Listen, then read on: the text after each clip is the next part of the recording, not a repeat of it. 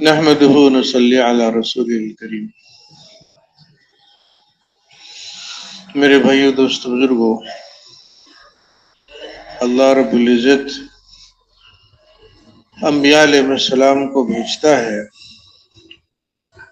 اور جب کوئی نبی اپنی قوم کی طرف آتا ہے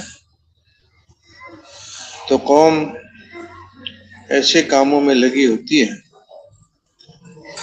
کہ وہ سمجھتی ہے کہ ہماری ضرورتیں بس اسی میں پوری ہو جائیں گی، البتہ تھوڑا کمی رہ گئی ہے کہ زراعت والے ہیں تو وہ زراعت میں ہماری ترقی ہو جائے تو ہم کامیاب ہو جائیں گے۔ ابھی تک ہوئے کیوں نہیں ہے؟ کیونکہ تھوڑا سا اور چاہیے، تھوڑا اور زراعت ہماری جاندار ہوتی تو تھوڑے اور فصلیں ہماری آتی۔ مال جمع کرنے میں لگے ہوئے ہیں، کہتے کہ ہاں یہ ٹھیک ہے، مال راستہ تو یہی ہے، لیکن تھوڑا اور مال ہوتا تو کام بنتا۔ تو ہر آدمی اپنی لائن کو صحیح سمجھتا ہے، لیکن کامیابی ابھی تک نہیں ملی، وہ تھوڑا آگے ہے۔ تو میرے بھائی دوستو، اللہ تعالیٰ نے ہر محنت والے کو دکھا دیا، مثالیں دے دی کہ مال سے تمہارا خیال ہے تمہارا کام بنے گا، تو قارون کے پاس کتنا مال تھا یہ بھی تو دیکھو، اور اتنا مل گیا پھر بھی کام تو اس کا نہیں بنا۔ تو یہ جو تمہارا خیال ہے کہ مال سے میرا کام بنے گا، یہ خیال غلط ہے۔ اتنا بھی ہو گیا جتنا قارون کے پاس تھا، پھر بھی نہیں بنے گا کام، اس کا مطلب ہے راستہ ہی غلط ہے۔ راستہ بدلنے کی دعوت دیتے ہیں انبیاء علیہ السلام کہ یہ جس محنت میں تم لگے ہوئے ہو، اس محنت پر، اس راستے پر منزل آگے ہے نہیں، رکو۔ اور پھر ان کو وہ اللہ کی طرف، اللہ کو راضی کرنے والے اعمال کی طرف، جنت کی طرف متوجہ کرتے کہ دنیا میں اگر بہت تیر مار بھی لیا اور بڑی واہ واہ بھی ہو گئی، لیکن آنکھ بند ہوئی تو اللہ تعالیٰ کے غضب کا سامنا کرنا پڑا تو کیا فائدہ ہوا؟ کہ یہاں آنکھ بند ہوئی، دنیا کا سب سے بڑا بادشاہ بن گیا اور وہ ختم۔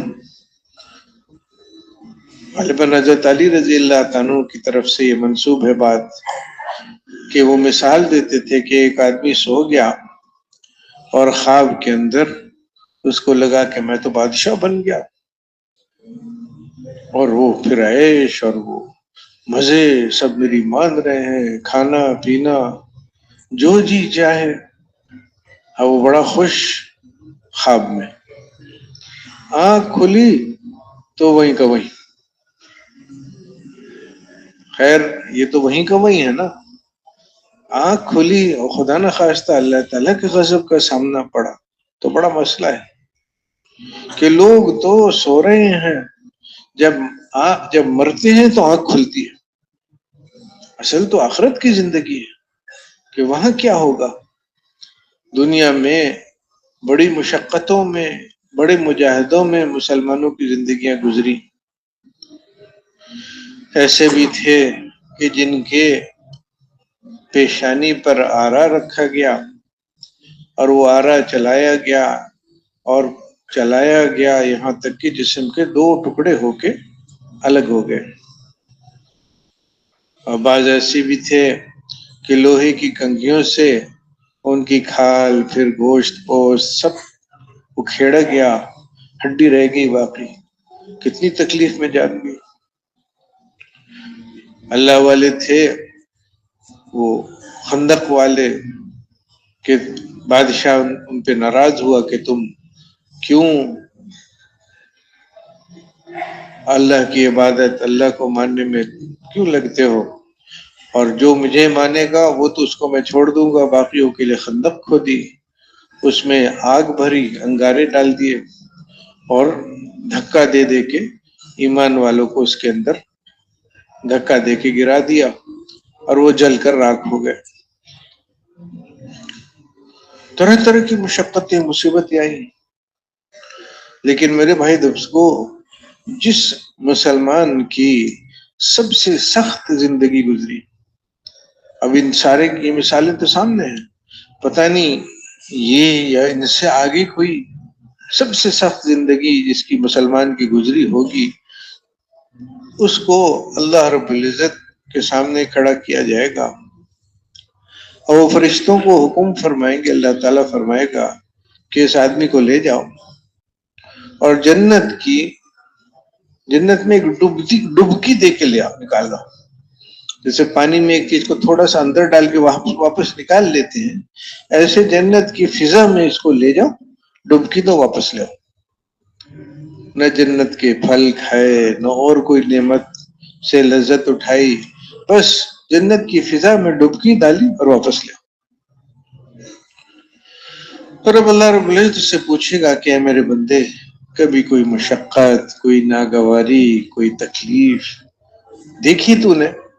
ساری زندگی تکلیفوں میں گزری، لیکن وہ جنت کی ایک ڈبکی ایسی ہوگی کہ وہ اللہ تعالیٰ کے سامنے کھڑے اللہ کی قسم کھائے گا کہ اللہ تیری قسم، میں نے تو کبھی کوئی تکلیف دیکھی ہی نہیں، سب صاف ایک ڈبکی میں. اب یہاں اتنی محنتیں، اتنی مشقتیں اٹھا رہے ہیں کہ کل کا دن میں آج سے زیادہ نعمتیں ہو جائیں، کہ کل میرے کپڑے آج سے بہتر ہو جائیں، کل میرے کھانے آج سے بہتر ہو جائیں. اور یہ آج اور کل اور پرسوں موت تک کا سلسلہ، اس سب کا وزن کیا ہے کہ جنت کی ایک ڈبکی یہ سب بھولوا دے گا. اور اسی طرح جہنم کی ایک ڈبکی،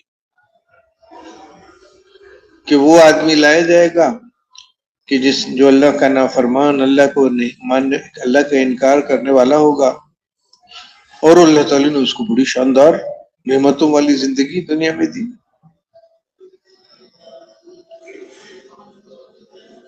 وہ سنتے ہیں کہ فرعون جو ہے 300 سال اس کے ایسے گزرے موسیٰ علیہ السلام کے آنے سے پہلے کہ اس کو سر کا درد بھی نہیں ہوا. اور وہ کیسی عیاشی، کیسے مزے، 300 سال،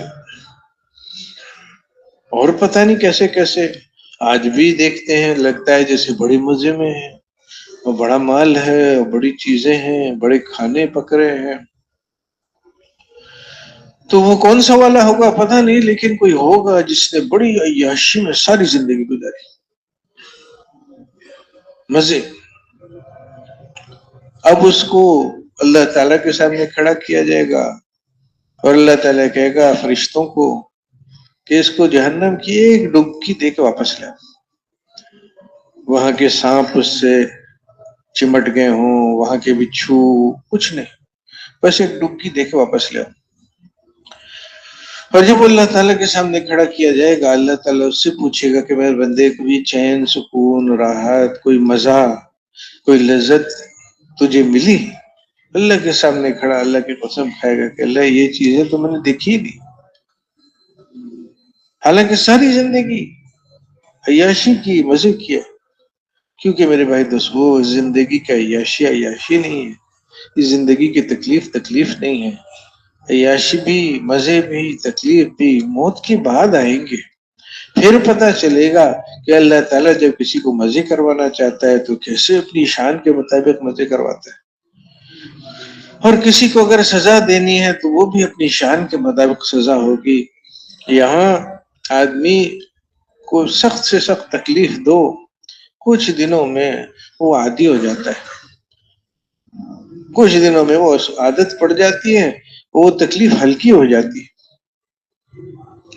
وہاں اللہ رب العزت میں قدرت دکھائے گا کہ یہ تکلیف بڑھتی چلی جائے گی، بڑھتی چلی جائے گی، عادی نہیں ہوگا کوئی، اور بڑھتی جائے گی. مزے کا بھی یہ معاملہ ہے کہ یہاں مزیدار سے مزیدار چیز ہو، مزیدار زندگی ہو، کہتے ہیں بور ہو رہا ہوں، بور ہو جاتا ہے آدمی کہ اور کوئی چیز دو، یہ سب کھا لیا پی لیا، وہ مزہ اب نہیں رہا. وہاں اللہ رب العزت ایسا کرے گا کہ ہر کے پھل کھایا تو ہر لقمے میں اور مزہ، ہر چیز وہاں کی، اس کی لذت، اس کا مزہ روز بروز بڑھتا چلا جائے گا. تو لوگ تو اپنی سعادت اپنی کامیابی اس دنیا میں سمجھے ہوئے، حالانکہ دنیا ہے ہی امتحان. اس میں کبھی اللہ تعالیٰ لے کے آزماتا ہے، کبھی اللہ تعالیٰ دے کے آزماتا ہے. یہ بھی آزمائش، وہ بھی آزمائش. مشکل یہ ہوتی ہے کہ جو اللہ رب العزت نے چیزیں دی ہیں یا جو چیزیں لے لی ہیں اسی میں الجھ کے رہ جاتا ہے. اللہ کا بندہ اللہ کو بھلا کے اس کی نعمتوں میں سے فائدے اٹھانے میں لگ جاتا ہے، یا اللہ کا بندہ اللہ تعالیٰ نے جو نعمتیں اسے روک کے رکھ لی واپس لے لی اسی کی تلاش میں لگ جاتا ہے اور اللہ کو بھلا دیتا ہے. یہ مشکل ہوتی ہے. تو اس کے لیے انبیاء علیہ السلام آتے ہیں اور ان کو سمجھاتے ہیں کہ یہ جو تمہاری کامیابی کی تلاش ہے اس دنیا کی بنائی ہوئی چیزوں میں، یہاں کامیابی ہے ہی نہیں. جتنا آگے جاؤ گے اتنا آگے اور آگے نکل جائے گی. تو اللہ تعالیٰ نے عجیب مثال دی ہے کہ ایک آدمی صحرا میں ہوتا ہے اور دور اس کو پیاس لگی ہوتی ہے اور پتا ہوتا ہے کہ شاید 1-2 گھنٹہ کتنا گھنٹہ اور میں چل سکوں گا، پھر پیاس کے مارے میں گر جاؤں گا اور مر جاؤں گا. تو دور اس کو پانی نظر آتا ہے، بہت سارا پانی، جیسے تالاب، بہت بڑا جھیل ہو. اب وہ اس کی طرف بڑھتا ہے اور شوق سے دوڑتا ہے آگے، اور جب جہاں اس نے دیکھا تھا پانی وہاں پہنچتا ہے تو دیکھتا ہے کہ یہاں تو پانی ہے ہی نہیں. لیکن یہ بھی ایک بڑی مصیبت تھی، دل کو دھچکا لگتا ہے. لیکن اصل مسئلہ کیا ہے کہ وہ تھوڑا اور آگے وہی پانی نظر آ رہا ہے کہ یہ تو غلطی تھی لیکن وہ آگے جو ہے وہ تو ٹھیک ہوگا نا. پھر دوڑ لگاتا ہے. وہ جتنا دوڑتا ہے پانی کی طرح اتنا دور وہ پانی ہوتا چلا جاتا ہے. دوڑتے دوڑتے اس کا جو سرمایہ ہے وہ ختم ہو جاتا ہے، اس کے جو جان تھی جو قوت تھی وہ ختم ہو جاتی. اور پھر اللہ رب العزت کے سامنے کھڑا ہوتا ہے اور اب اس کو حساب دینا ہوتا ہے کہ میں نے جو قوت دی تھی تم نے اس سے کیا کیا. یہ دوڑ ہی غلط تھی. ایک تو تھا نہیں وہاں کچھ، دھوکہ تھا، پانی کی صورت تھی لیکن تھا کچھ نہیں. اور دوسرے ایک ہے کہ تم محنت کے سرمایہ دیا گیا تھا وہ بتا دیا گیا تھا کہاں لگانا ہے. وہ مجھے راضی کرنے میں لگاتے، اپنی ضرورتیں اپنی حاجتیں اپنی خواہشیں میرے اوپر چھوڑ دیتے. تو میں تمہاری ضرورتیں حاجتیں خواہشیں ایسی پوری کرتا. کوئی آقا اپنے غلام کی ایسے نہیں پوری کرتا، ایسا خیال نہیں رکھتا جیسے اللہ تعالیٰ رکھتا ہے. میرے بندے بن کے رہتے تو میں تمہاری سارے انتظام کرتا. عجیب بات ہے کہ فرمایا کہ اگر تم لوگ اللہ تعالیٰ پہ ویسا بھروسہ کرتے جیسے اس کا حق ہے تو اللہ رب العزت بھی تمہاری ضرورتیں ایسی پوری کرتا جیسے پرندوں کی پوری کرتا ہے. کہ پرندہ صبح کو خالی پیٹ نکلتا ہے اور کبھی ادھر جا رہا ہے کبھی ادھر جا رہا ہے، شام کو بھرے پیٹ واپس آتا ہے. تو اللہ تعالیٰ نے ایک زندگی ہمارے لیے پسند فرمائی ہے، لیکن اس زندگی کی بنیادیں ہیں، اور پہلی بنیاد ہے یقین والی بنیاد ہے. آج جو وہاں محنت ہو رہی ہے وہ دین کی بنیادوں کو لوگوں کے اندر قائم کرنے کی کوشش ہو رہی ہے. پہلے کام کرنے والے آسان آسان بات کرتے تھے، کہتے تھے بھئی یہ کیا محنت ہے، یہ کلمی نماز کی محنت ہے. عربی میں قرآن شریف میں ایمان اور اعمال کی بات ہوتی ہے تو اس کی آسان تعبیر ہمارے حضرات کہتے تھے کیا، یہ کلمہ نماز کی محنت ہے. کہ کلمے کے الفاظ بھی ہیں، اس کا مفہوم بھی سمجھنا چاہیے، معنوی ترجمہ بھی آنا چاہیے. لیکن یہ چیزیں تو ایک آدھ دن کا کام ہے. وہ اصل جو کام ہے، وہ جو کلمے کے اندر کا یقین ہے وہ دل میں اتار کر کہ جب اللہ سے سب کچھ ہوتا ہے، کرنے والی ذات اسی کی ہے، تو اس کو ساتھ لینے کے لیے کیا کرو، نماز پڑھو. بنیادی عمل نماز ہے، باقی سارے اعمال ہیں. لیکن دروازہ نماز کہ قیامت کے دن آدمی سے حساب لیا جائے گا اور وہ نماز کا حساب سب سے پہلے ہوگا. اور نماز ٹھیک ہو گئی تو باقی سارے اعمال بھی ٹھیک ہوں گے، اور نماز میں جو خرابی ہوگی وہ باقی سارے اعمال بھی ظاہر ہوں گی. کلمہ اور نماز بالکل جیسے دکاندار کا مال پہ یقین ہوتا ہے، کہتے ہیں مال کہاں سے ملے گا، تو اب اس کے دل میں آ جاتا ہے کہ دکان سے کام بنے گا، دکان سے مال ملے گا، مال سے کام بنے گا. اور اب دیکھو کہ دکان پہ کتنی محنت کرتا ہے. ہمارے بڑوں میں سے ایک سے کسی نے پوچھا کہ حضرت بتائیے استقامت کیسے ملے گی؟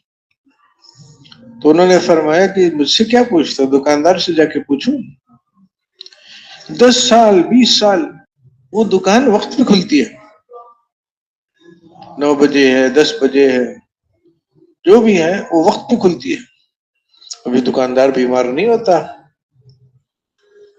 بارش نہیں ہوتی، رشتہ دار نہیں آتے، سب کچھ ہوتا ہے لیکن دکان وقت پہ کھلتی ہے. استقامت کسی کو کہتے ہیں کہ ہر حال میں وہ کام نہیں ہٹتا اپنی جگہ سے، حال بدلتا رہتا ہے، کام نہیں ہٹتا. 9 بجے دکان کھلے گی.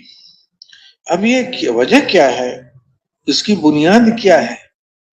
بنیاد یہ ہے کہ میری زندگی تو مال سے چلے گی، اور اگر میں نے دکان دیر سے کھولی نہیں کھولی تو میرے گاہک ٹوٹیں گے، پھر مال کہاں سے آئے گا، پھر میری زندگی تو تباہ ہو جائے گی. ایک یقین ہے اور اس کے ساتھ ایک محنت ہے. زراعت ہے، تجارت ہے، سیاست ہے، وہ کارخانے چلانا ہے، بہت ساری محنت ہے. لیکن خلاصہ یہ کہ مال حاصل کرنے کا طریقہ اب اس پہ لگ گیا. مال کا یقین، مال حاصل کرنے کے طریقے پر محنت، اور اب زندگیاں ساری اسی پہ گزر گئی. حالانکہ ڈھیروں مال جمع کر لیا، مال کے بڑے بڑے اسباب لے لیے، لیکن وہ مثالیں اللہ تعالیٰ نے دے دی کہ سب کے باوجود ناکام. ایک ایک مثال کہ قوم سبا ہے، ایسے شاندار ان کے باغ ہیں کہ عورت خالی ٹوکری رکھ کے ایک طرف سے داخل ہوتی ہے، دوسرے دروازے سے نکلتی ہے، اتنے پھل گر رہے ہیں پک پک کے کہ وہ ٹوکری بھری بھی ہوتی ہے. ایسی زبردست باغ، لیکن تباہ ہو گئے. وہ اللہ کی نہیں مانی، اللہ کے رسول کی نہیں مانی، تباہ ہو گئے. قارون ہے، مال کی ڈھیر لگ گئی اس کے پاس، تباہ ہو گیا. فرعون ہے، اس سے پہلے نمرود، بڑے بڑے بادشاہ، اپنے نظر میں لوگوں کی نظر میں بڑے، اور حالانکہ ذلیل ترین لوگ انجام کے اعتبار سے. کچھ دنوں تک نظر آیا، محسوس ہوا کہ بہت بڑے لوگ ہیں، پتہ چلا کچھ نہیں ہے. ساری مثالیں اللہ تعالیٰ نے دے دی کہ اللہ سے لینا، اللہ ہی ہے جو دیتا ہے.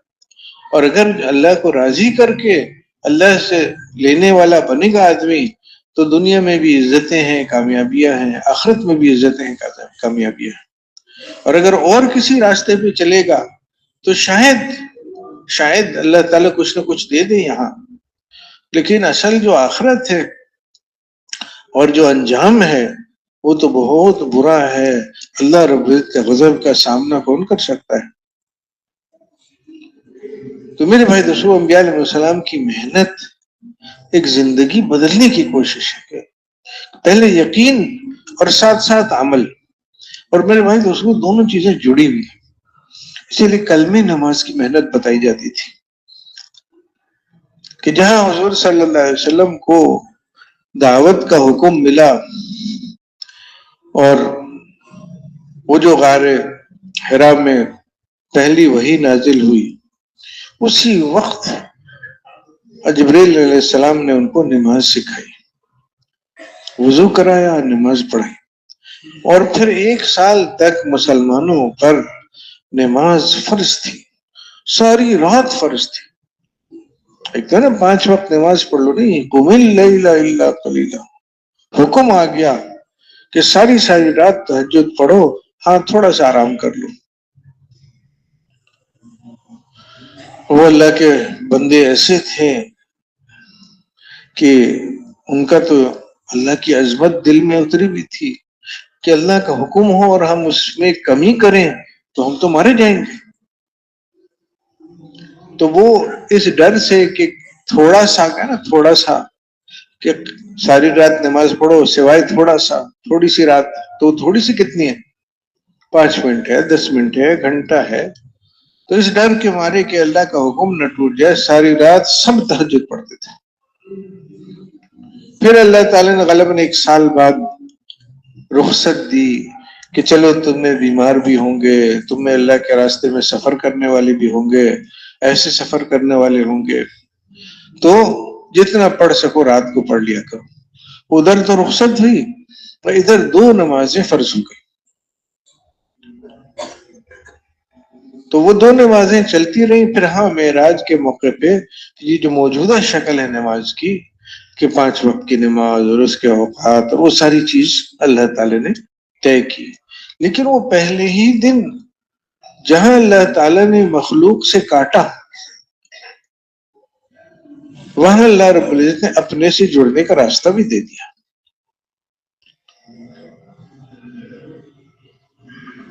اللہ رب العزت نے یہ مشرکین کی زبانوں سے حضور صلی اللہ علیہ وسلم کی دعوت سمجھائی کہ مشرکین خانہ کعبہ میں 360 بت رکھ چکے تھے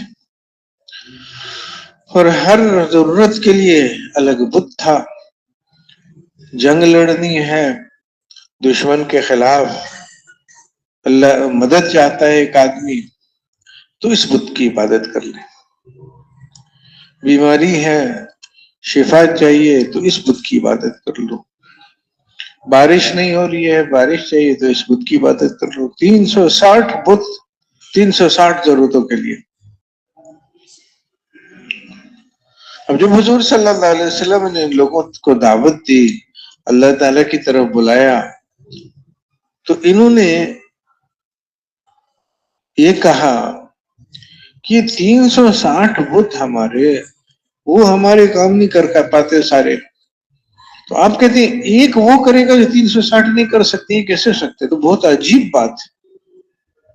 اتنے سارے ہمارے خدا، وہ تم کہتے ہو ایک وہ سارا کام کر سکتا ہے، یہ تو بہت عجیب بات ہے. عجیب بات نہیں ہے، صحیح بات.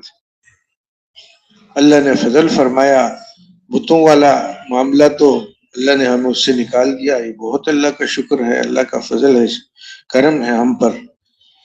لیکن میرے بھائی دوستو، ہمارے حضرات نے ہمیں اس چیز کو سمجھایا کہ دیکھو، اگر آج یہاں کوئی بت رکھ دے ممبر پر تو اللہ کا فضل ہے، ہم سب دوڑیں گے کہ ہٹاؤ اس کو، یہ جگہ بتوں کی نہیں ہے، بتوں سے نہیں ہوتا.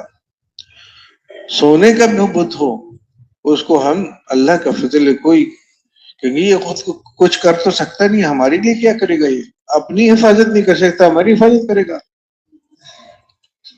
لیکن میرے بھائی دوستو، اگر وہ سونے کا بت اس کے ٹکڑے کر دیے جائیں تو خطرہ یہ ہے کہ شاید ہمارے اندر بھی کچھ یہ بات آئے کہ ٹھیک ہے بت تو نہیں کر سکتا، لیکن یہ جو سونے کے ٹکڑے نا، ایک آدھ مجھے بھی تو دے دو، میرے کئی کام نکل آئیں گے.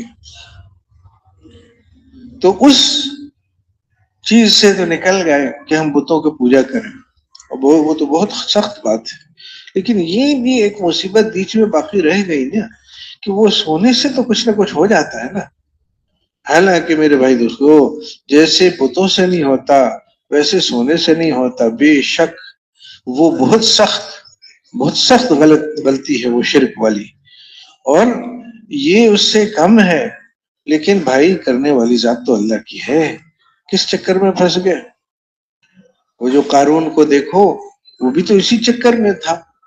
اللہ نے فضل فرمایا، یعنی اللہ تعالیٰ کا معاملہ قرآن شریف میں عجیب ہے کہ بہت اچھے اچھے لوگوں کے واقعات سنائے.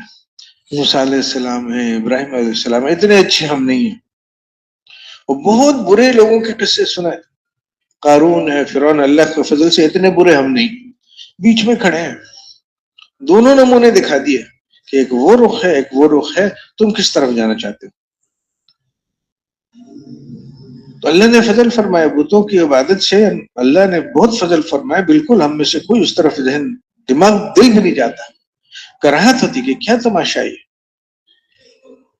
لیکن اسی لائن پر تھوڑا پیچھے کیا ہے کہ اللہ سے بھی ہوتا ہے، تھوڑا تھوڑا سونے چاندی سے بھی ہو جاتا ہے، وہ یہ مسئلہ ہے، اسی لائن کی چیز ہے، آگے بہت پیچھے اس راستے میں بہت آگے ہے بتوں کا معاملہ، لیکن ہے تو وہی والی بات کہ اللہ سے غیر سے مانگنے میں لگ گئے، اللہ کے غیر سے امیدیں باندھ لی۔ امیدوں تو اللہ، امیدوں کا باندھنے کا حقدار تو اللہ ہے کہ اس سے امیدیں باندھی جائیں، وہ ہے کہ تم اگر اللہ پر ویسا بھروسہ کرتے جیسے اللہ کا حق ہے، اللہ تعالیٰ ویسے انتظام کرتا ہے جیسے پرندوں کا، تو اللہ تعالیٰ کا تو یہ ہم سے مطالبہ ہے۔ اور پھر عملی طور پہ اللہ رب العزت نے یہ نمونے سامنے رکھ دیے کہ مچھلی کھا گئی اور سمندر کی گہرائی میں چلی گئی، اب یہ آدمی تو مارا گیا۔ آدمی اس کو سوچے کہ کسی کے بارے میں پتہ چلے کہ مچھلی کھا گئی اور سمندر کے گہرائی میں چلی گئی تو ہم کیا کہیں گے؟ وہ تو مر گیا، وہ کیسے بچ سکتا ہے؟ اللہ تعالیٰ نے ایسے ہی ایک اپنے بندے کا واقعہ سنایا کہ مچھلی کھا گئی، سمندر کی گہرائی میں چلی گئی، لیکن وہ اللہ کا بندہ واقعی اللہ کا بندہ تھا، اور اس کو پتا تھا کہ یہاں بھی اللہ سنتا ہے، سمندر کی گہرائی سے اللہ تعالیٰ کی دور نہیں ہے۔ انہوں نے اندھیریوں میں اللہ تعالیٰ کو پکارا، لا الہ الا انت سبحانک انی کنت من الظالمین، اللہ کی یاد میں لگے تو اللہ تعالیٰ نے اس اپنی یاد کی برکت سے اس جہاں ناممکن تھا بچنا، وہاں سے اللہ نے بچا کے دکھا دیا، اور پھر یہ واقعہ ہمیں سنا دیا، اور ساتھ ساتھ کہہ دیا کہ اسی طرح ہم کریں گے ان لوگوں کے لیے جنہوں نے مجھے ویسا مانا جیسے میں ہوں، کہ بس اتنی سی بات ہے کہ مجھے ویسا مانو جیسا میں ہوں، اور پھر مجھے پکارو، میں تمہارے لیے ویسا ہی کروں گا جیسے یونس علیہ السلام کے لیے، یہ یونس علیہ السلام کا واقعہ تھا، جیسے میں نے ان کے لیے تھا تمہارے بھی کروں گا۔ کتنی بڑی مصیبت میں پھنسے ہوئے تم، ایسی مصیبت نہیں ہے کہ مچھلی کھا گئی سمندر کی گہرائی میں چلی گئی، ایسی مصیبت بھی ہو تمہاری میں سنوں گا، بس مجھے مانو اور مجھے پکارو۔ تو میں دونوں چیزیں جڑی ہوئی کہ ایک طرف یقین کی محنت، ایک طرف نماز کی محنت، کہ جب کاٹا چاروں طرف سے کہ نہیں بادشاہت سے نہیں ہوتا، وزارت سے نہیں ہوتا، نوکری سے نہیں ہوتا، تجارت سے نہیں ہوتا، تو اب میں تو جب ضرورت ہوتی تھی میں انہی چیزوں کی طرف دوڑتا تھا، کبھی جیب میں ہاتھ ڈال رہے ہیں، کبھی کسی سے رشتہ دار سے مانگ رہے ہیں، کبھی کوئی جیسے اللہ نے اسباب دیے ہوئے ہیں ان کا جوڑ توڑ کر کے خیال ہو رہا ہے کہ یہاں سے کام بنے گا، اسی طرح تو چل رہا تھا کام۔ اب تم کہتے ہو کہ نہیں اللہ ہی سے ہوتا ہے، تو یہاں سے جو کٹے تو جائیں کہاں؟ مسائل تو ہیں، انسان ہے، کمزور ہے، ضرورتیں ہیں، تو ہم کدھر جائیں؟ تو اللہ تعالیٰ نے، ہمارے حضرات کی تعبیر ہے، فرماتے تھے کہ جب تم یہ کہو گے کہ اللہ سے ہوتا ہے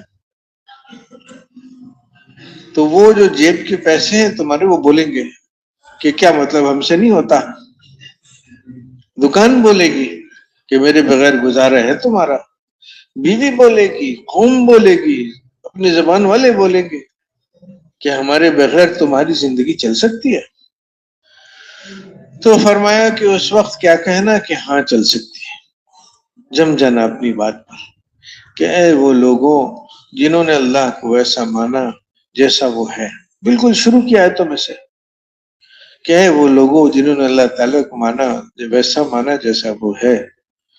اب مدد پھر کہاں سے لوگے؟ جب یہاں سے کٹ گئے تو کہاں جاؤ مدد حاصل کرنا؟ اول تو اس بات پہ جم جانا کہ ہاں ہم اللہ تعالیٰ میرے لیے کافی ہے۔ وہ جو ابراہیم علیہ السلام ہے بھڑکتی ہوئی آگ دیکھ رہے ہیں، موت سامنے نظر آ رہی ہے، کہتے ہیں اللہ میرے لیے کافی ہے۔ حضرت ہاجرہ صحرا میں ہیں، چاروں طرف سے موت اپنے لیے، اپنے بچے کے لیے نظر آ رہی ہے، لیکن کہتی ہے جب اللہ کے حکم سے ہوں یہاں میں، پھر اللہ مجھے نقصان نہیں پہنچنے دے گا، چاروں طرف نقصان نہیں پہنچنے دے گا۔ جم جانا اس بات پر کہ مجھے اللہ کی ضرورت ہے، مجھے اور کسی کی ضرورت نہیں، لیکن اب میں ضرورتیں کہاں لے کے جاؤں؟ تو اللہ تعالیٰ نے راستہ بتا دیا کہ مدد حاصل کرنا اس بات پر جمنے سے اور نماز سے۔ بس کیسی کیسی مصیبتیں آتی تھی صحابہ کرام پر، وہ جو مکہ مکرمہ کا پہلا دور تھا، کیسی کیسی مشقتیں، اس وقت کے لیے ہدایت دے دی کہ کیا کرو، اپنی بات پہ جمے رہنا۔ بلال رضی اللہ تعالیٰ عنہ، وہ سینے پہ چٹانے ہیں اور زخم ہے اور گھسیٹا جا رہا ہے، پوری زور لگایا جا رہا ہے کہ ان کو اتنی تکلیف دو، اتنا ذلیل کرو کہ یہ بس واپس آ جائے۔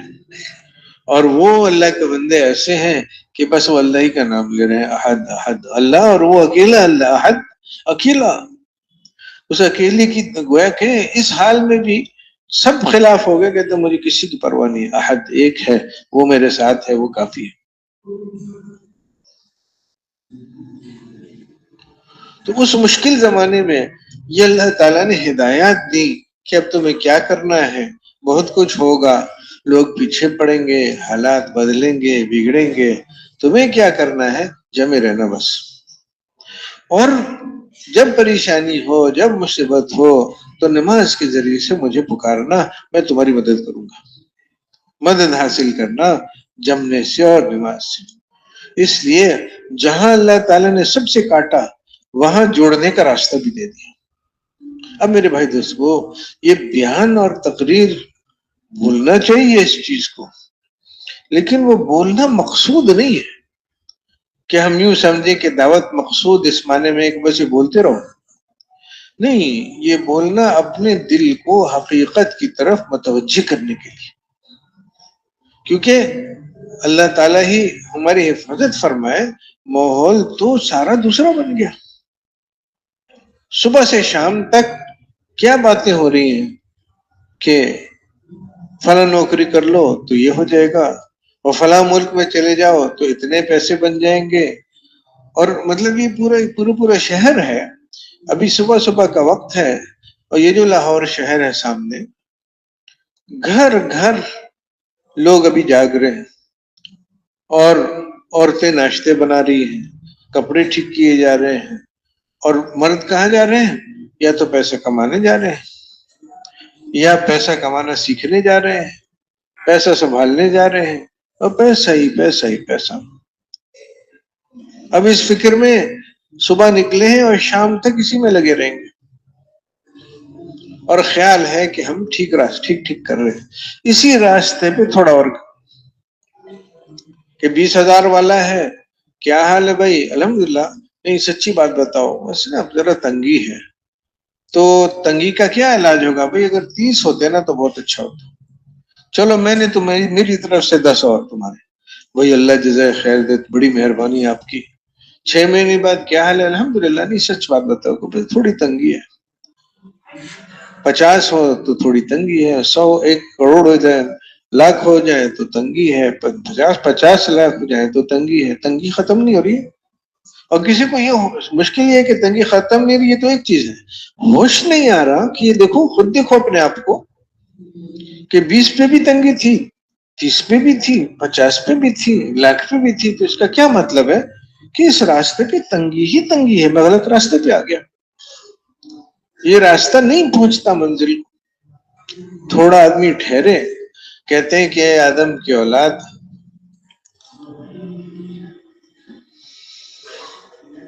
اگر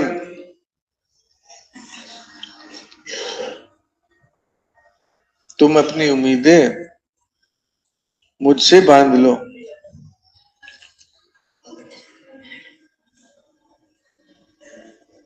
اور مجھ سے ڈر سیکھ لو، تو میں نہ تمہیں کسی کے حوالے کروں گا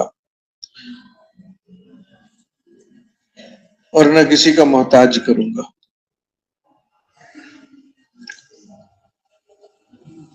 لیکن وہ مسئلہ یہی ہوتا ہے کہ آدمی کہتے ہیں ہاں یہ وہ غالباً حضرت صحابی تھے، بوڑھے ہو گئے تھے، آنکھ بینائی ظاہری چلی گئی تھی.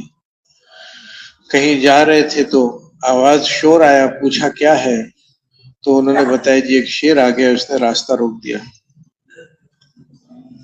تو انہوں نے کہا مجھے لے جاؤ.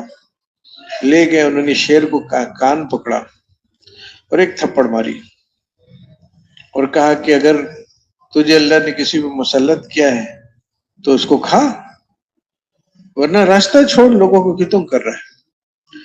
جیسے کتے کو آدمی ڈنڈا مارے, ڈانٹے, ہدوم دبا کے پھر بھاگتا ہے, وہ شیر جنگل میں بھاگ گیا. اب یہ خود عجیب بات ہے. پھر اگلی بات فرمائی جو اس سے بھی عجیب ہے, وہ یہ والی بات ہے کہ اگر سچ فرمایا حضور صلی اللہ علیہ وسلم نے کہ اگر آدم کی اولاد مجھ سے ڈرے اور اپنی امیدیں مجھی سے رکھے تو میں کسی اپنی مخلوق کو اس پر مسلط نہ کروں. غلطی یہی ہوتی ہے کہ ہم اپنی امیدیں باندھ لیتے ہیں اللہ کی بنائی ہوئی چیزوں سے, تو اللہ تعالیٰ کہتا ہے اچھا پھر تو انہی کے حوالے ہو جاتا ہوں. یہ چیز سیکھ لی کہ میں تو اپنی ہر ضرورت میں اللہ کی طرف رخ کروں گا, یہ چیز سیکھ لی تو اللہ رب العزت واقعی کافی ہے انسان کے لیے. اب یہاں جو اللہ کے راستے میں نکلتے ہیں اس کو سیکھنے کی کوئی, اب یہ کیسے آئے گا؟ مسئلہ ہے دل کا, زبان کا نہیں. مسئلہ ہے دل کا, جیب کا نہیں کہ جیب خالی کر دو, پیسے پھینک دو, یہ ہو جائے گا, نوکری چھوڑ دو, طلاق دے دو اپنی بیوی کو. نہیں بھائی, اس سب سے کچھ نہیں ہوگا. وہ جو زبان سے جو باتیں چل رہی ہیں, کان میں جو باتیں آ رہی ہیں, دماغ جہاں جہاں چل رہا ہے, اور آنکھیں جس چیز کو شوق سے, خوف سے, عظمت سے دیکھ رہی ہیں, وہ ساری چیزیں دل میں جا رہی ہیں. اب جیب خالی کر دو, دل میں تو وہی چیزیں ہیں. تو اس چیز کو بدلنے کی ضرورت ہے. یہ جو میں عرض کر رہا ہوں کہ دعوت خود اس معنی میں مقصود نہیں کہ ہم یہ باتیں بولتے رہے کام بن جائے گا. نہیں, بولنا تو ہے, لیکن وہ پہلی چیز ہے وہ نیت, کہ میں اللہ اکبر کہتا ہوں تو میں سارے دن اللہ اکبر کہتے رہوں. اللہ اکبر اچھی بات ہے, اس میں کوئی حرج نہیں ہے, اچھی بات ہے, حرج نہیں کیا, ثواب کی بات ہے. لیکن اب میں نماز کی نیت کر کے اللہ اکبر کہتا ہوں نا, اب یہ اللہ اکبر اور قسم کا اللہ اکبر, اور فرق آ گیا. نیت کر لی نماز کی, اب اللہ اکبر کہا, اب 4 رکعت 2 رکعت تک بہت ساری پابندیاں آ گئی, اور ان پابندیوں کے نتیجے میں پھر کہتے ہیں 2 رکعت نماز پڑھو اچھی طرح سے وضو کر کے, اور پھر اللہ سے مانگو دنیا کی حاجت ہو. ایک دعا بھی بتاتی, دنیا کی حاجت ہو, آخرت کی حاجت ہو, مخلوق سے حاجت ہو, خالق سے حاجت ہو, چھوٹی حاجت جو حاجت ہو اللہ سے مانگو, اللہ پورا کرے گا. اللہ اکبر تو وہی ہے, لیکن وہ نیت کے بدلنے سے پھر اب اس کا سارا حکم بدل گیا. اسی طرح سے میرے بھائی دوستو, دعوت کے الفاظ بہت اچھی چیزیں ہیں, بہت سب سے اعلیٰ کلام, لیکن اگر میرا دل بدلے, یہ چیز دل میں اترے, تو اس نیت سے بات کرنی ہوگی کہ میں اس لیے بات کر رہا ہوں کہ یہ چیز میں اپنے دل میں چاہتا ہوں. اب وہ جو مقصد ہے ان الفاظ کو دہرانے کا, اللہ سے ہونے کی بات کو بار بار کہنے کا, مخلوق سے نہ ہونے کو بار بار کہنے کا, اب اس کا اثر ہوگا کہ واقعی دل سے یہ چیزیں نکلیں گی. ورنہ ذکر ہے, اور ذکر بھی قیمتی چیز ہے, لیکن دھیان کے بغیر الفاظ دہرانا وہ ذکر بھی نہیں رہتا, وہ غفلت بن جاتی ہے. تو پہلی چیز یہ میرے بھائی دوستو, نیت کیا ہے؟ میں نیت کرتا ہوں والی بات نہیں, میں کیوں بول رہا ہوں. ایک آدمی کہتا ہے مجھے وہاں تک پہنچنا ہے, اور اب اس کی طرف قدم اٹھاتا ہے. تو اگر اللہ کا فضل ہے, اللہ کے راستے میں نکلے ہوئے ہیں, گھروں کو قربانیوں سے چھوڑ کے آئے, گھر والوں پہ بھی قربانیاں ڈالی ہیں, کاروبار والوں پہ بھی کئی لوگوں نے قربانی دی, ہم یہاں پہنچے, اور یہ قربانی بہرحال قیمتی ہے, تو کوئی شک نہیں. اور جیسا تیسا ہماری محنت ہے, اللہ کا فضل سے بہت بڑی چیز ہے. لیکن یہ جو کوشش ہو رہی ہے کہ ایک ایسا مجمع تیار ہو جائے کہ جو کلمے والا ہو, نماز والا ہو, اس کے لیے چلے کی نیت کے بجائے کلمے نماز کی نیت کرنی ہوگی. سال 7 ماہ کی نیت کے بغیر کلمے نماز کے بجائے کل میں نماز کی نیت کہ میں سال کے لیے نہیں نکلا ہوں، میں کلمہ سیکھنے نکلا ہوں، نماز ٹھیک کرنے نکلا ہوں. اور اب جب یہ نیت ہوگی تو وقت کا استعمال بھی بدل جائے گا. وہی دعائیں ہوتی ہیں، لیکن ایک آدمی دعا پڑھ رہا ہوتا ہے، ایک آدمی دعا مانگ رہا ہوتا ہے. کیا حضور صلی اللہ علیہ وسلم نے جگہ جگہ ایسی دعائیں سکھا دی کہ جہاں پھسلنے کا ڈر تھا وہاں سنبھالا دے دیا. کھانا کھانے بھوک لگی ہوئی تھی، کھانا کھانے بیٹھے، اب ایک آدمی نے کہا کہ جب میرا ناشتہ ہلکا کیا تھا اس لیے بھوک لگ رہی ہے، کھانا ہضم ہو گیا، معدہ خالی ہے، تو اب میں دسترخوان پہ بیٹھوں گا اور اپنے پیٹ میں کھانا ڈالوں گا، بھوک ختم ہو جائے گی. اس آدمی نے اپنا ایمان بھی خراب کیا اور اس کا عمل بھی خراب ہوگا، کیونکہ یہ دسترخوان پہ تو پیٹ بھرنے بیٹھا ہے، اس کو صرف اسی چیز کی پرواہ ہے. دوسرا ساتھی اسی جماعت میں اسی دسترخوان پہ بیٹھا ہے، لیکن جب اس کو بھوک لگی تو اس نے کہا، اپنے آپ کو روکا کہ یہ بھوک کہاں سے آئی ہے، اللہ نے بھیجی ہے. کیوں بھیجی ہے؟ میرا امتحان ہو رہا ہے. اچھا امتحان ہو رہا ہے، تو وہ جو امتحان لینے والا ہے وہ کیا دیکھنا چاہتا ہے؟ وہ یہ میں کیا چاہتا ہوں اس کو رہنے دو. جہاں سے یہ بھوک آئی ہے، جس نے یہ بھیجی ہے وہ کیا دیکھنا چاہتا ہے؟ وہ یہ دیکھنا چاہتا ہے کہ یہ میرا بندہ حضور صلی اللہ علیہ وسلم کے طریقوں پر چلے گا یا اپنی مرضی چلائے گا. تو اب یہ کہتا ہے کہ نہیں، مجھے تو حضور صلی اللہ علیہ وسلم کے طریقوں پہ چلنا ہے. حضور صلی اللہ علیہ وسلم کا جب بھوک لگتی تھی گھروں میں پوچھتے تھے، کچھ کھانے کو نہیں ہوتا تھا تو روزہ رکھ لیتے تھے، کچھ کھانے کو ہوتا تھا تو ایک خاص طریقے سے کھاتے تھے، دسترخوان پہ اور ہاتھ دھو کے اور بسم اللہ پڑھ کے اور دائیں ہاتھ سے اور اپنی طرف سے اور دوسرے کے اکرام کے ساتھ، اور وہ ساری چیزیں. اب یہ آدمی بیٹھا ہے پیٹ بھرنے نہیں بیٹھا، ایک تہائی پیٹ پہ رک جائے گا. کیوں؟ کیونکہ یہی تو ہے طریقہ حضور صلی اللہ علیہ وسلم. یہ دسترخوان پہ اس لیے بیٹھا ہے کہ میں امتحان میں ہوں اور مجھے امتحان میں پاس کرنا ہے، اور وہ طریقہ پاس کرنے کا یہی ہے کہ جو حضور صلی اللہ علیہ وسلم نے کیا مجھے اللہ تعالیٰ کو وہ کر کے دکھانا ہے. اور جب میں نے وہ کر دیا میں اسی وقت کامیاب ہو گیا. بھوک کم ہو گئی، ختم ہو گئی نہیں، بڑھ گئی، سب اپنی جگہ پہ ٹھیک ہے. میں نے اللہ تعالیٰ کو حضور صلی اللہ علیہ وسلم کی سنت پر اس حال میں عمل کر کے دکھا دیا، میرا کام پورا ہو گیا.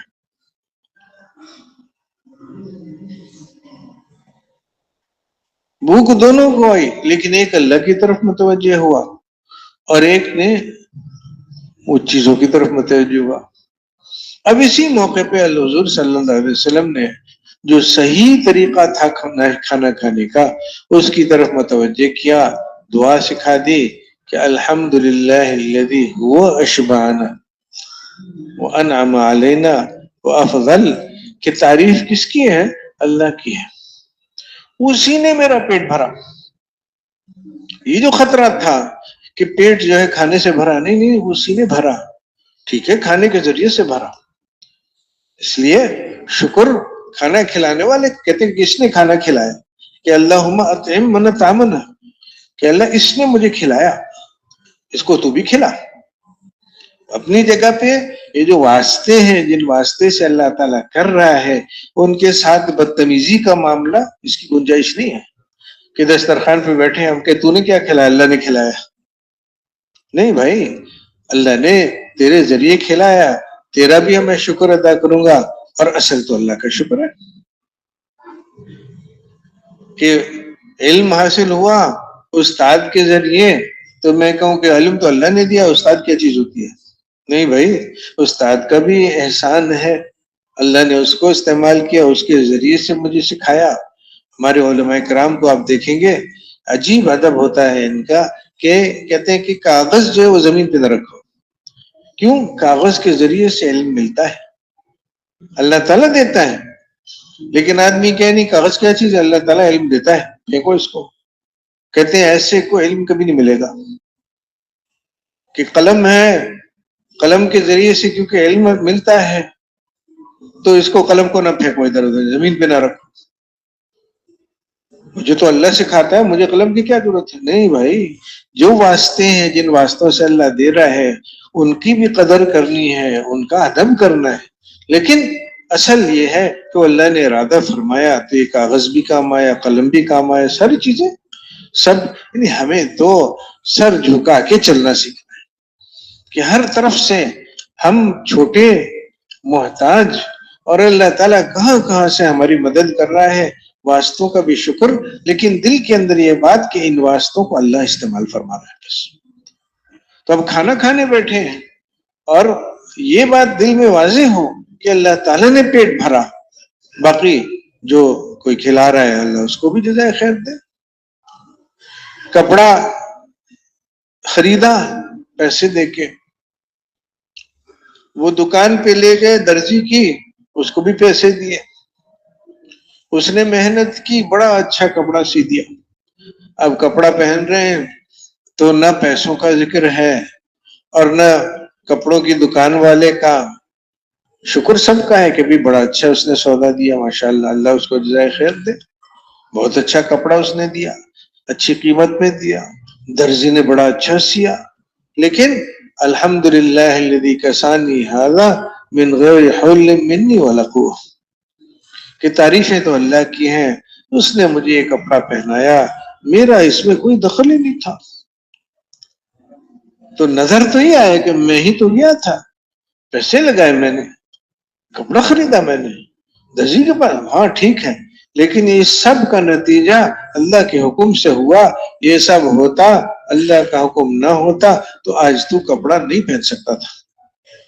جگہ جگہ وہ سبحان الذی سخر لنا ھذا، پیسے دیے، ٹکٹ خریدی، بیٹھ کے تسلی سے کہ بھئی اللہ نے فضل فرمایا اور پیسے سے میں نے ٹکٹ خرید لی، اب میں آرام سے بیٹھ گیا، اب کوئی مجھے تنگ نہیں کر سکتا.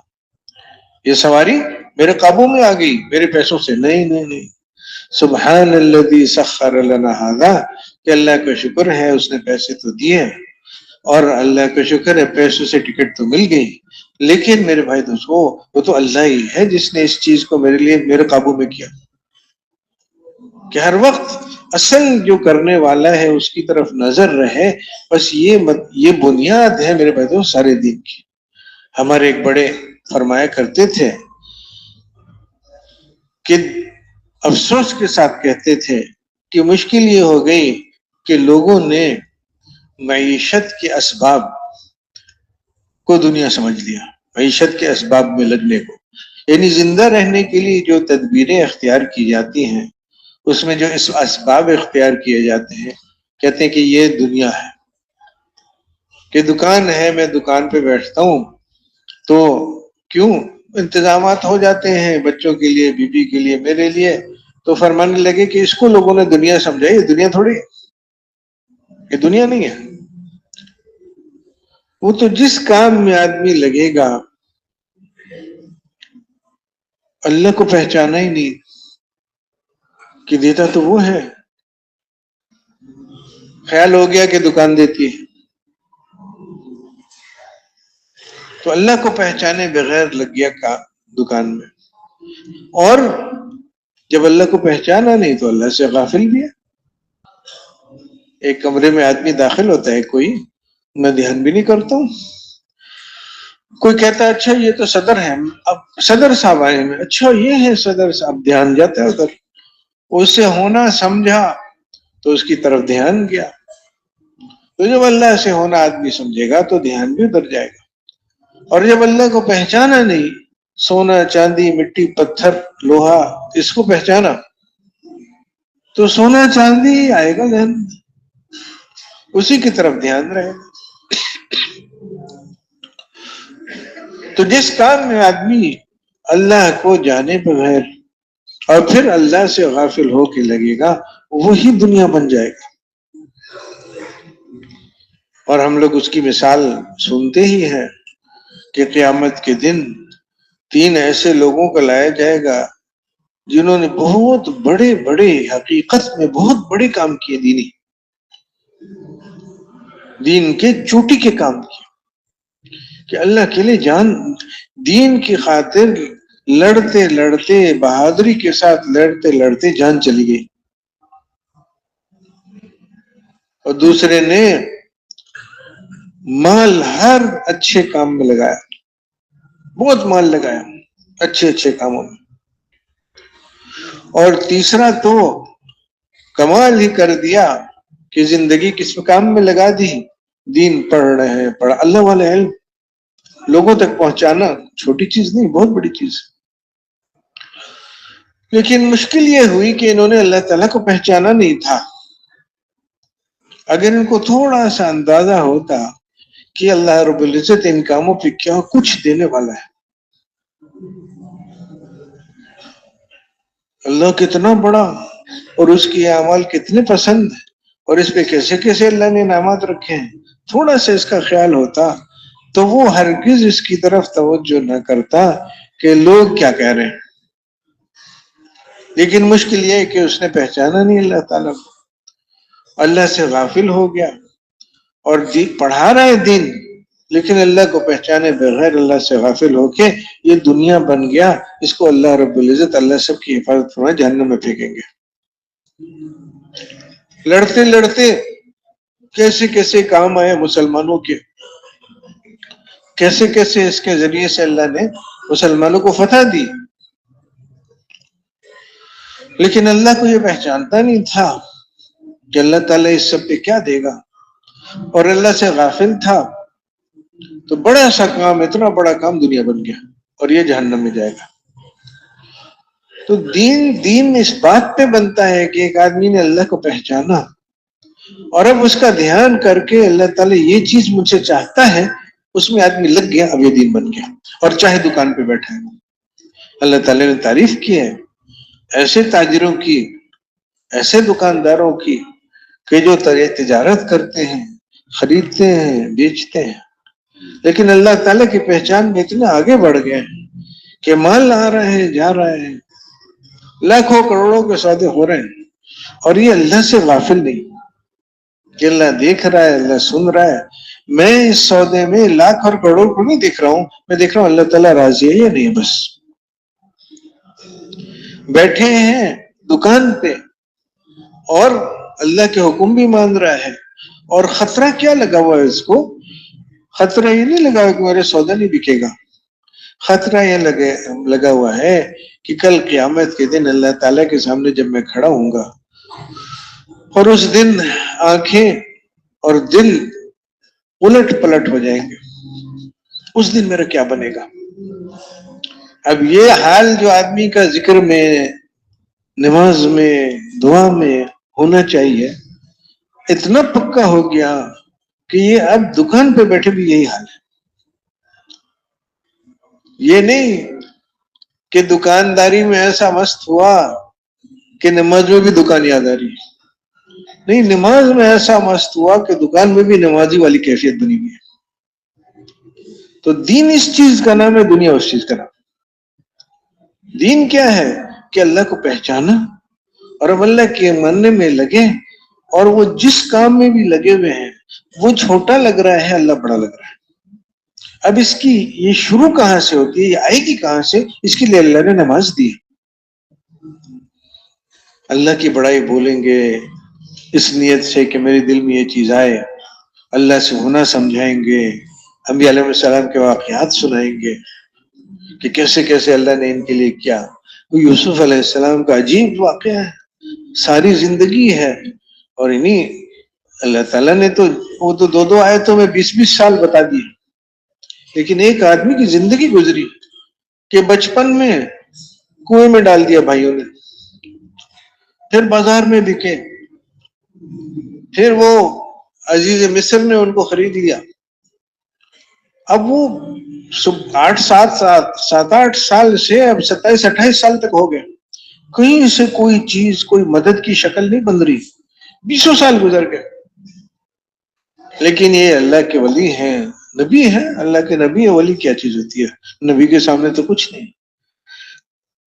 تو وہ اسی چیز کو کہ نہیں اللہ سے ہے، اللہ ہے، اللہ ہی کا حکم چلتا ہے، یہ میں اللہ کے حکم سے میرے اوپر گزر رہی ہے، ایسے پکے پکے ہیں کہ جب پھر آگے ان پہ غلط الزام لگتا ہے قید میں بھی جاتے ہیں، لیکن وہ ایسا لگتا ہے جیسے بس اب تو نیچے جتنا نیچے جا سکتے ہیں چلے گئے، غلام ہے، قید میں ہے، اور وہ زمانے کے قید میں چلا گیا تو کوئی پوچھتا تھوڑی ہے، وہ قید ہی ہے، پڑا ہوا ہے۔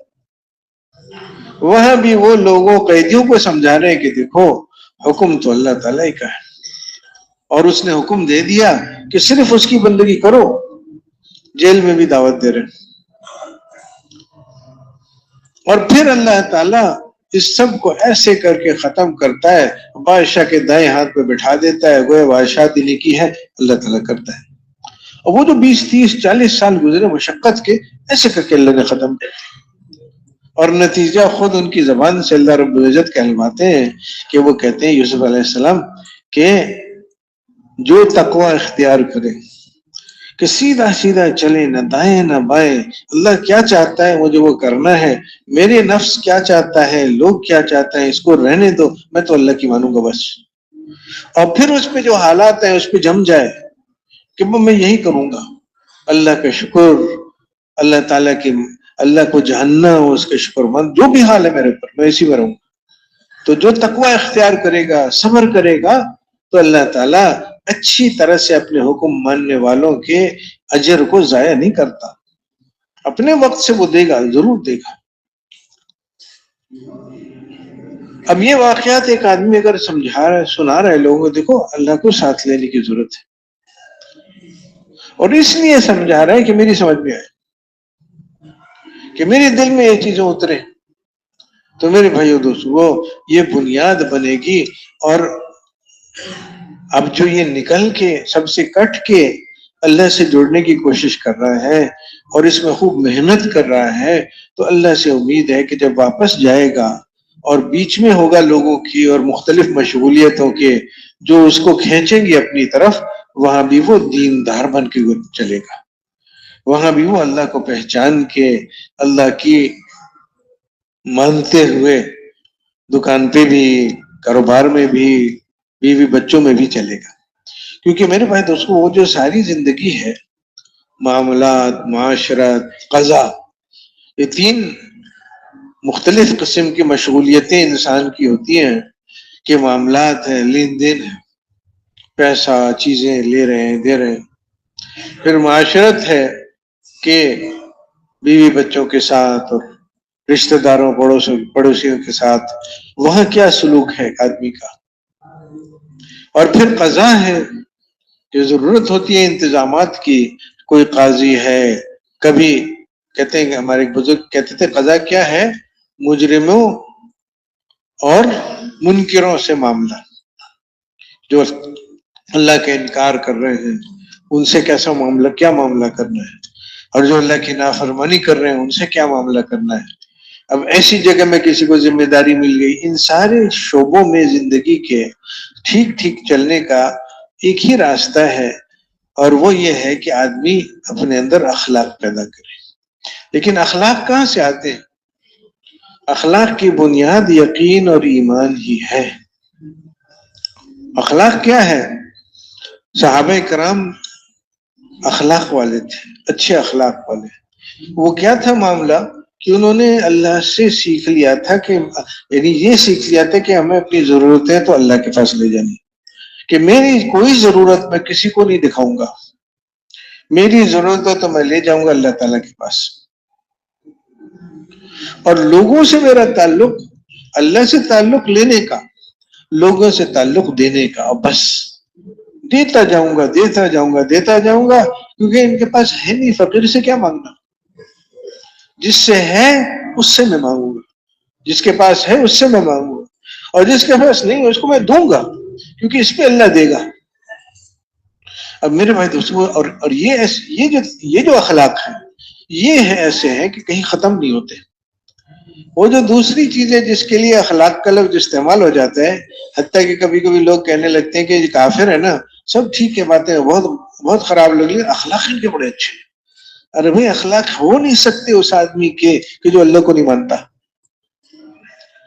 کر کرا کے ان کا تو کاروبار ہے کہ فائدہ ملے گا اس لیے اچھا سلوک کروں، گاہک دوبارہ آئے گا اس لیے اچھا سلوک کروں، اور یہ اخلاق ایک جگہ جا کے رک جاتے ہیں کہ اب فائدہ نہیں مل رہا ہے، اب بد اخلاقی کر لوں، یہاں تک میں صبر کروں گا لیکن اب نہیں کر سکتا۔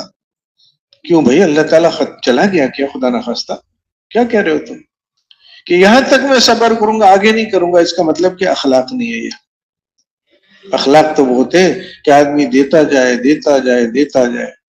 حضور صلی اللہ علیہ وسلم کی کمر پر جو کرتا ہے وہ بھی مانگا دے دیا کہ میں کوئی چیز نہیں روک کر رکھوں گا، تم مانگتے جاؤ میں دیتا جاؤں۔ کیوں؟ کیونکہ لینا تو اللہ سے ہے، تو اللہ سے لینا جب سیکھے گا آدمی تو اس طرح لوگوں میں رہ سکتا ہے۔ اللہ سے جس نے مانگنا نہیں سیکھا وہ اس کے نہ بیوی بچوں کے ساتھ اخلاق ہو سکتے ہیں، نہ اس کے کاروبار میں اخلاق ہو سکتے ہیں، نہ وہ اگر کوئی ذمہ داری دی گئی معاشرت میں اس کے اخلاق نہیں ہو سکتے، وہ چل نہیں سکتا اس طرح۔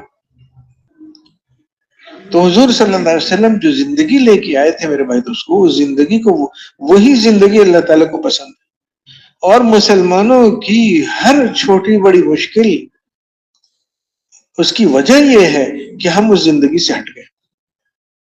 صحابہ کرام کو جو اللہ تعالیٰ کی مدد حاصل تھی وہ اس زندگی کی وجہ سے تھی۔ مکہ مکرمہ کی مشقتیں اٹھائیں، مدینہ منورہ میں مشقتیں اٹھائیں، اور محنت کر کے اللہ سے مانگنا سیکھا، سب نے ساتھ چھوڑ دیا، اللہ سے مانگ مانگ کے زندگی گزارنا سیکھی۔ تو مدینہ منورہ میں 5ویں سال میں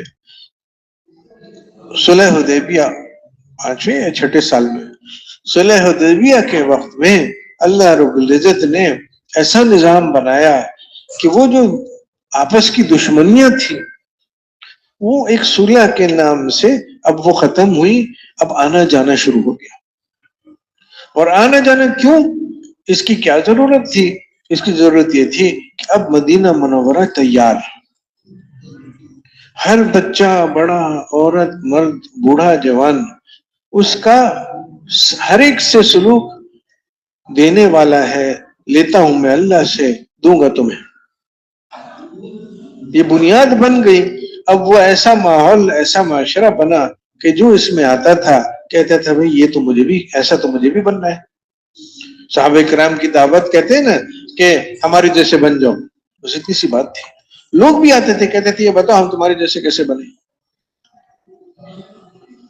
ایک آدمی آتا تھا مدینہ منورہ میں اور ہفتہ، 2 ہفتہ، مہینہ ٹھہرتا تھا اور وہ دین سیکھ کے جاتا تھا، اللہ کون ہے، اس کی ماننی کیسے ہے، سارا دین سیکھ، اور آگے جا کے دین سکھانے والا بنتا تھا۔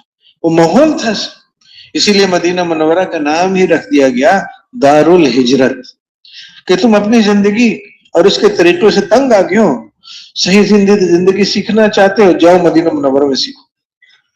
اور یہ اتنی بڑی چیز تھی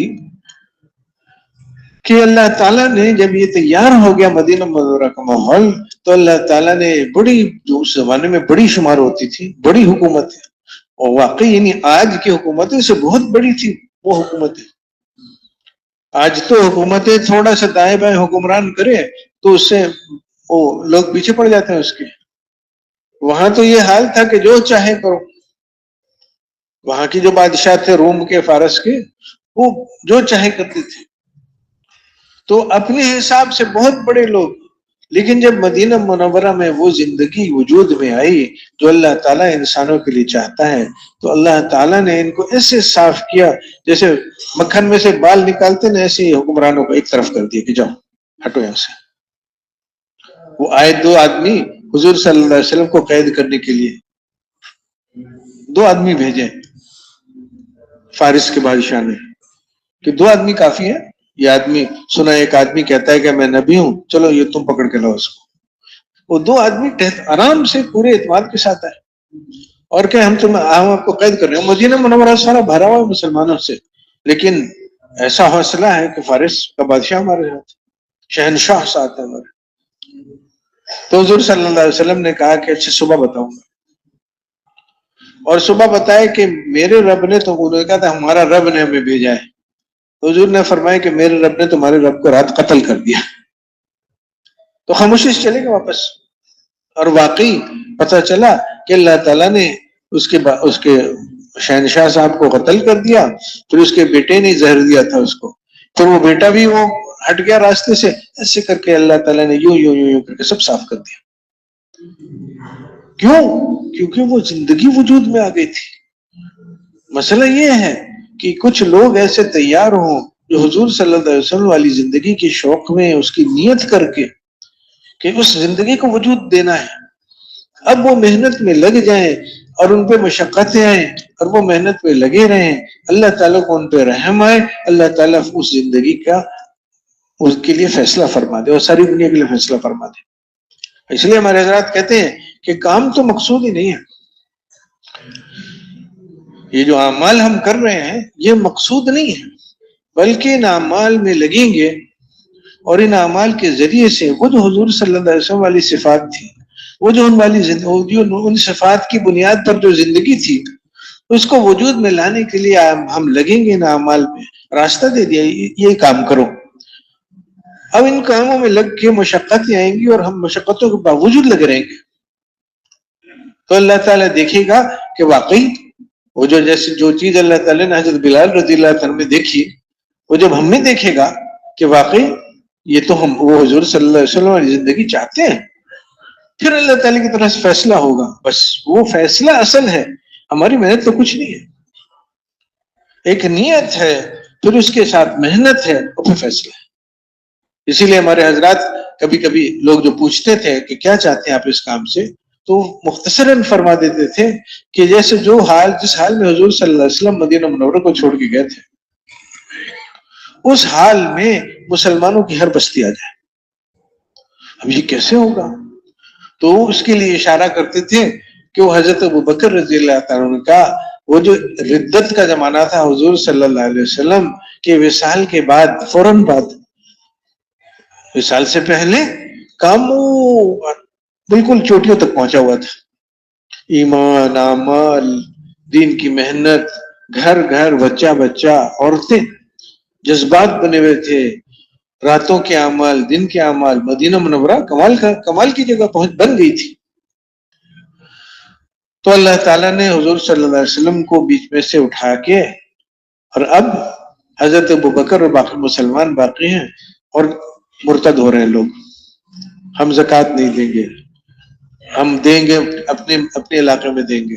3 عدد نبوت کے دعوے دار کھڑے ہو گئے.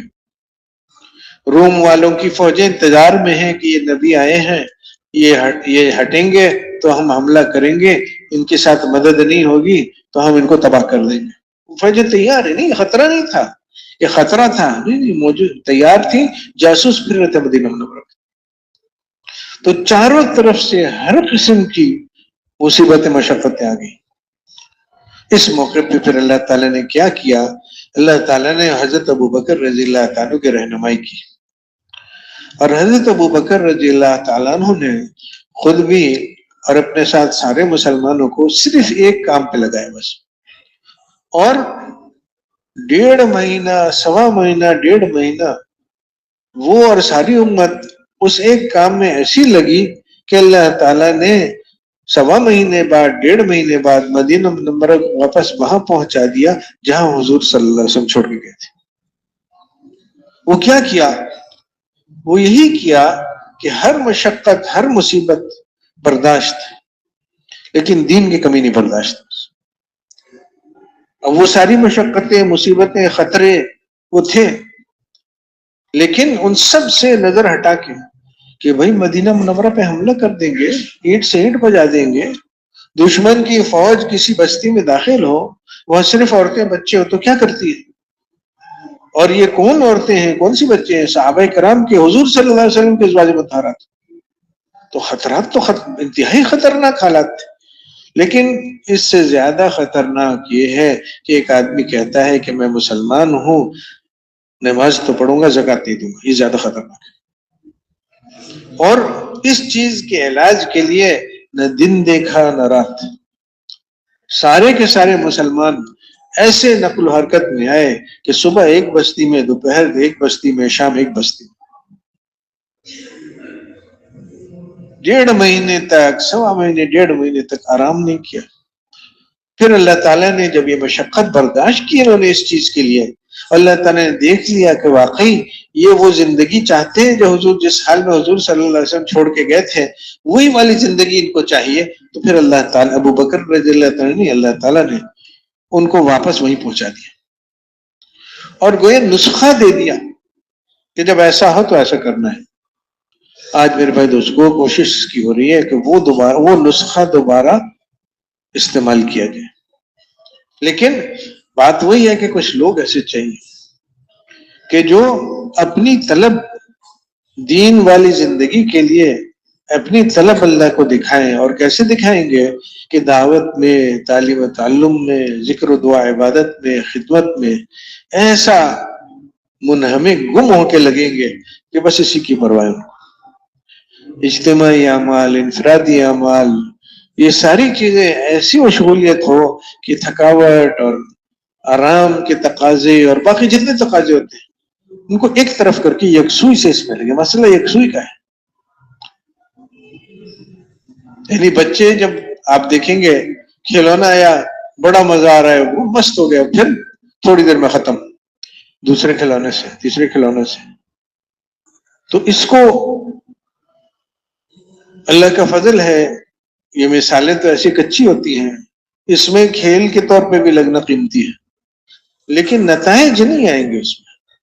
نتائج تو اس کے لیے جو تبدیلیاں آئے، ماحول بدل جائے، وہ ان لوگوں کی محنت سے ہوگا کہ جو اس میں یکسوئی سے لگیں گے، کہ اس میں لگے اور اسی میں لگے اور یہاں تک لگے رہے کہ اللہ تعالیٰ کو ان پہ رحم آیا۔ اس رحم کے اندر اللہ تعالیٰ نے ساری امت کی ہدایت چھپائی ہوئی ہے، بس اتنی سی بات ہے۔ اللہ کا فضل ہے، شکل ایک بن گئی اور ساری دنیا میں بن گئی۔ پرانے ساتھی سناتے ہیں کہ شروع میں جب گشتوں پہ جاتے تھے تو لوگوں کو پتہ ہی نہیں تھا کیا کر رہے ہیں یہ لوگ، اور بہت جگہ ایسا ہوتا تھا کہ بس 2 ساتھی گشت کر رہے ہیں، وہ بھی بچے نوجوان۔ اب وہ گشت میں جا رہے ہیں، دروازہ کھٹکھٹاتے ہیں، کہتے ہیں بیٹا کیا کر رہے ہو تم؟ دین سیکھنا ہے؟ آؤ میں تمہیں تفسیر پڑھاتا ہوں۔ یہ کیا طریقہ ہے دین سیکھنے کا کہ کبھی ادھر جا رہے ہو کبھی ادھر جا رہے ہو؟ یہ مغرب کا بیان، ایک بیان کر رہا ہے دوسرا سن رہا ہے، کون تیار ہے؟ وہ بھی کھڑا ہو گیا، وہ بھی کھڑا ہو گیا، وہ یہ ہے۔ تو اس زمانے میں حضرات حوصلہ دلاتے تھے کہ کہتے تھے یہ جو تم ابھی کر رہے ہو نا، پھر رہے ہو، کوئی سن نہیں رہا ہے، گھبراؤ نہیں، یہ تم تارے ڈال رہے ہو۔ شہر میں، سارے شہر میں آپ نے تارے ڈال دی، ابھی تک کوئی کنیکشن نہیں ہوا، اس کو جوڑ نہیں بیٹھایا آپ نے بجلی کے اسٹیشن سے، تارے ڈال دی، بس وہ ذرا سا تار کو جوڑیں گے ادھر بجلی گھر سے تو کیا ہوگا؟ سارا شہر روشن ہو جائے۔ تو تارے ڈال رہے ہو تم میرے بھائی دوستوں، تارے تو ساری دنیا میں پڑ گئی، جس کونے میں جائیں دنیا کے آپ کو گشت نظر آئے گا، تعلیم نظر آئے گی۔ وہ جنگلوں میں افریقہ کے دیکھیں گے 6-8 آدمی جمع ہو گئے، بھئی کیا ہو رہا ہے جی؟ شب جمعہ ہو رہی ہے جنگلوں میں۔ یورپ میں جائیں، امریکہ میں جائیں، جہاں جائیں، اللہ کے فضل سے تاریں تو پڑ گئی۔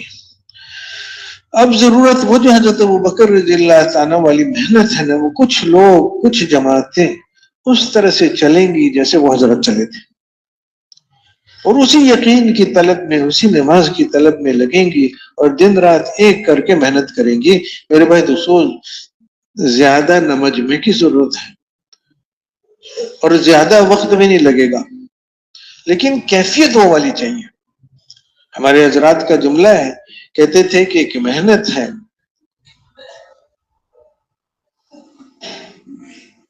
کہ اگر وہ اس شکل میں وجود میں آ جائے جو مطلوب ہے، خالی محنت وجود میں نہیں آئے، اس انداز سے اس کو کیا جائے کہ جو اللہ چاہتا ہے، تو اللہ تعالیٰ سارے عالم کے لیے ہدایت فیصلے فرمائے گا۔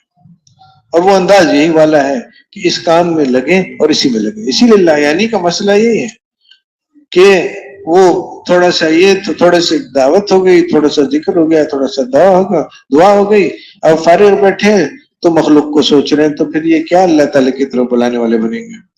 مسئلہ تقریروں بیانوں کا نہیں ہے، مسئلہ 24 گھنٹے کی طلب کا ہے کہ اللہ مجھے وہ والی زندگی چاہیے کہ تجھ سے مانگوں، تجھ سے لوں، لوگوں کو دوں۔ اب اس کے لیے اللہ سے مانگنے والا بنے گا تو ہر وقت 24 گھنٹے اس کی اسی پہ نظر رہے گی کہ یہ بھی اللہ نے کیا، یہ بھی اللہ نے کیا۔ اور اس کا حل کیا ہے؟ اللہ سے مانگو کہ چل جماعت نہیں نکل رہی ہے چلے کی 4 مہینے کی، وہ بجائی کٹائی کا مسئلہ نہیں ہے، مسئلہ ہے کہ ان کے لیے فیصلہ نہیں آیا کہ یہ جوڑ ختم ہوا ہے، سب کا وقت لگ گیا، اب لوگ نکل نہیں رہے ہیں۔ کیوں؟ جوڑ کی وجہ سے نہیں بھائی، نکل نہیں رہے ہیں، اللہ تعالیٰ نے فیصلہ نہیں فرمایا، اور اللہ تعالیٰ فیصلہ فرما دے گا تو کوئی بیٹھ نہیں سکے گا۔ تو اب میں کیا کروں کہ وہ فیصلہ ہو جائے؟ تو مسئلہ تو ہمارا ہے، اعمال تو اللہ تعالیٰ کے فیصلے ہوتے ہیں، اعمال والے تو ہم ہیں۔ تو مسئلہ سارا اس جماعت کا ہے۔ وہ جماعت اگر وہ اعمال کر کے دکھا دے تو اللہ تعالیٰ چاہ رہے ہیں ان سے، اللہ تعالیٰ ہر بستی سے، ہر گھر سے 4 مہینے کا نقد ہدیہ دے گا۔ مسئلہ سارا اپنا ہے۔ کہتے ہیں ہمارے رات کہتے تھے کہ جہاں ہم نے کام کو دوسرے سے متعلق سمجھا کہ جی یہاں پرانے ساتھی نہیں ہے، کام نیا ہے، بجائی ہے، کٹائی ہے، دوسرے سے متعلق سمجھا ہم نے کام کو، تو کام پھر ناممکن بھی بن جاتا ہے۔ کام کو مشکل نہ بناؤ، کام آسان کب ہوتا ہے؟ جب میں اس بات کو سمجھتا ہوں کہ کام کا تعلق مجھ سے، کچھ اعمال ہیں میں نے کر لیے، اللہ راضی ہو گیا، اللہ تعالیٰ سارے ماحول کو بدلے گا۔ اللہ کے فضل سے آپ حضرات اللہ کے راستے میں آئے ہوئے ہیں۔ اول تو یہ والی نیت ہے کہ ہم چلے 4 مہینے، سال 7 میں کے لیے نہیں آئے، ہم یقین سیکھنا چاہتے ہیں، نماز سیکھنا چاہتے ہیں، اور اسی پہ ساری امت کو لانا چاہتے ہیں، کیونکہ اور کوئی نجات کا راستہ نہیں۔ بنا لو جتنے ہتھیار بنانے ہیں، جمع کر لو جتنے پیسے جمع کرنے، کچھ نہیں بنے گا، اور خاص طور سے ہمارا کچھ نہیں بنے گا۔ مسلمانوں کے لیے اللہ تعالیٰ نے وہ راستہ رکھا ہی نہیں کہ قارون ہے اور مال ہے اور بڑی ٹھاٹ سے چل رہا ہے، ٹھاٹ سے چل رہا ہے، کیونکہ اس کو آگے جا کے جہنم میں جانا ہے۔ مسلمان جب اس راستے پہ چلنے کی کوشش کرتا ہے، 2 قدم چلتا ہے، اللہ کی رحمت ہے، اللہ کا فضل ہے، اس کو تھپڑ پڑتی ہے، کہتے جاؤ واپس جاؤ یہاں سے۔ اگر مسلمان اللہ کی نافرمانی کر رہا ہے اور اللہ تعالیٰ کی طرف سے پکڑ نہیں آ رہی ہے تو بہت خطرناک بات ہے۔ اس کا مطلب ہے کہ اللہ تعالیٰ نے کہا تو بھی جا قارون کے ساتھ جا اسی طرف۔ تو ہمیں تو راستہ ہی یہ ہے کہ ہم اعمال سیکھنے والے بنے، یقین سیکھنے والے بنے، اور ساری امت کو اس پہ لائیں، ورنہ اور کوئی راستہ نہیں ہے۔ تو میرے بھائی دوستو، پہلی بات تو نیت ہے کہ ہمیں واپس وہاں پہنچنا ہے جہاں حضور صلی اللہ علیہ وسلم ہمیں چھوڑ کے گئے تھے۔ وہی والا یقین، وہی والی نماز سیکھنی ہے، اس کو سیکھنے پہ لوگوں کو لانا ہے۔ نیت ہے نا اس چیز کی انشاءاللہ۔ اور بھائی کام ساری زندگی کا ہے، لیکن اتنا دور ہو گئے اور ایسے دوسرے کاموں میں لگ گئے کہ اللہ کی طرف سے ایک رحم کا معاملہ ہے کہ چلو تھوڑا سا تو شروع کرو۔ اور وہ تھوڑا سا کتنا ہے؟ ہمارے حضرات جو مشورے سے جو بات طے ہوئی ہے کہ بھئی 4 مہینے تو لگاؤ۔ بہت سے ساتھی ملیں گے چلے لگا رہے ہیں، سالوں سے لگا رہے ہیں، تو بھئی 4 مہینے تو لگاؤ۔ اسی طرح سے ماشاءاللہ دوسری جانب بھی ہے کہ اس سے روزے کے لیے آئے تھے یا ملنے کے لیے آئے تھے، نصرت کے لیے آئے تھے، اللہ نے کیا، اب 4 مہینے میں چل رہے ہیں۔ اللہ بہت مبارک کرے، قبول فرمائے ایسے ساتھیوں کو۔ لیکن اگر ایسا ساتھی یہاں موجود ہے جس نے ابھی تک 4 مہینے نہیں لگائے، اور جس ترتیب پہ بھی چل رہا ہے لیکن 4 مہینے لگائے نہیں ابھی تک، تو بھائی درخواست ہے، اتنی بڑی نیت کے لیے یہ چھوٹا سا قدم ہے کہ یہاں کوئی ایسا ساتھی نہ رہے کہ جس کے 4 مہینے نہیں لگے اور اب وہ اس مجلس میں نیت نہ کر لے کہ ٹھیک ہے میں اب 4 مہینے لگا ہی کہ واپس جاؤں گا۔ جو پہلے سے لگا رہے ہیں بہت مبارک ہو، لیکن اگر کوئی ایسا ساتھی ہے جس کا ابھی تک 4 مہینے نہیں لگا تو اس سے درخواست ہے کہ اپنے 4 مہینے کا پہلا قدم اٹھائے اور کھڑا ہو جائے کہ انشاءاللہ اب تو میں 4 مہینے لگا ہی کہ واپس جاؤں گا۔ جو پہلے سے نیت کر لی مبارک ہو، اب نیت کر رہے ہیں وہ کھڑے ہو جائیں۔ ماشاءاللہ اللہ تعالیٰ قبول فرمائے، آسانی و عافیت کا معاملہ فرمائے۔ ماشاءاللہ جزاکم اللہ۔ اکثر ساتھی تو وقت لگائے ہوئے 4 مہینے، تو باقی ساتھی تشریف رکھیں۔ باقی ساتھیوں سے درخواست ہے کہ بھئی 4 مہینہ تو تشریف رکھیں۔ یہ ساری زندگی کا جو کام ہے اس میں 4 مہینے ابتدا ہے، 4 مہینے لگا لیے، 1-2 سال مقام پہ کام کر لیا، تو اب اس کی ضرورت ہے کہ سالانہ 4 مہینے کی ہم اپنا نظام بنائیں۔ تو جو ساتھی 4 مہینے لگا چکے، بہت سے ساتھیوں کا 4 مہینے کا سالانہ کا نظام بن گیا، لیکن 4 مہینے لگا لیے، 2 سال کام کر لیا، کام کو دیکھ لیا، اب دل میں آ رہا ہے کہ ٹھیک ہے میں آج اپنا نظام بناؤں گا سالانہ 4 مہینے کا، وہ کھڑے ہو جائیں، انشاءاللہ آپ کو طریقہ بتائیں گے۔